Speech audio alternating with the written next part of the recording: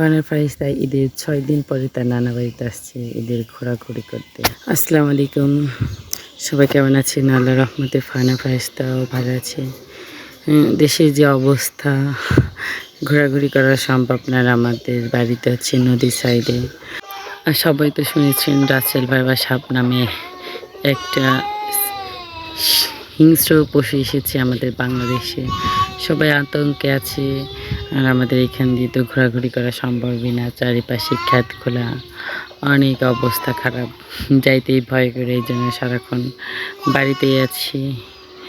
এই তো ফারহানা তার মামাতো ভাইরা দোলনা, বারান্দার উপরে দোলনা বেঁধে দিয়েছে শাড়ি দিয়ে, সেইখানে চড়ে বেড়াচ্ছে দুই ভাই বোন। অনেক আনন্দ করতেছে তারা দুই ভাই বোন চড়ে। আর ফারিস্তা তো দোলনায় চড়ে অনেক খুশি।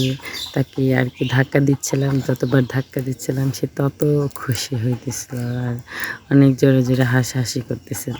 দেখে আমার দুষ্টু বুড়িটা কেমন করতেছে দোলনায় চড়ে। আর ফারহানকে তো চড়তেই দিচ্ছে না, সে ফারহান চড়ার জন্য এখানে দাঁড়িয়েছিল, কিন্তু সে চড়তে দেবে না। তাকে নামিয়ে দিলে সে কান্না করে।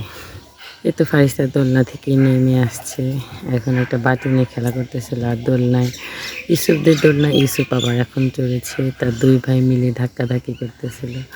আর আমার ছেলেটা একে একে ঘুরে বেড়াচ্ছে, তার নানি পিঠা বানাচ্ছে, তার মামি গোস্ত রান্না করতেছে। তাই তার মামির কাছ থেকে গোস্ত এনে সে খাচ্ছে আর তার বোনকে দিতে যাচ্ছে, আবার নিয়ে যাচ্ছে। কিন্তু অবশেষে আমি বললাম ফারহান আপুকে একটু দাও তো, তাই তার আর কি বোনকে দিল, কিন্তু তারটা খেয়ে আবার তার বোনের হাতেরটা আবার কেড়ে নিয়ে গেছে। আমি বলার পরে আবার তার বোনকে আবার একটু দিয়ে আবার ওই দোলনার কাছে যাচ্ছে সে চড়ার জন্য। সে দোলনা চড়ার টাইমই পাচ্ছে না, টাইম যেটুকু পাচ্ছে কিন্তু কেউ আর দিচ্ছে না তাকে চড়তে। ফারিস্তার ইউসুফি চড়তেছে, তার মধ্যে আবার ইব্রাহিম ইকলাসও চড়ে, দুই ভাই মিলে। সেটা একটা ভিডিও। যদি ভিডিওটা ভালো লাগে তাহলে সবাই ফারহানা ফারিস্তার জন্য দোয়া করবেন, যারা সবসময় ভালো থাকে, সুস্থ থাকে। ওরা সুস্থ থাকলেই আমারও ভালো লাগে। আল্লাহ হাফেজ।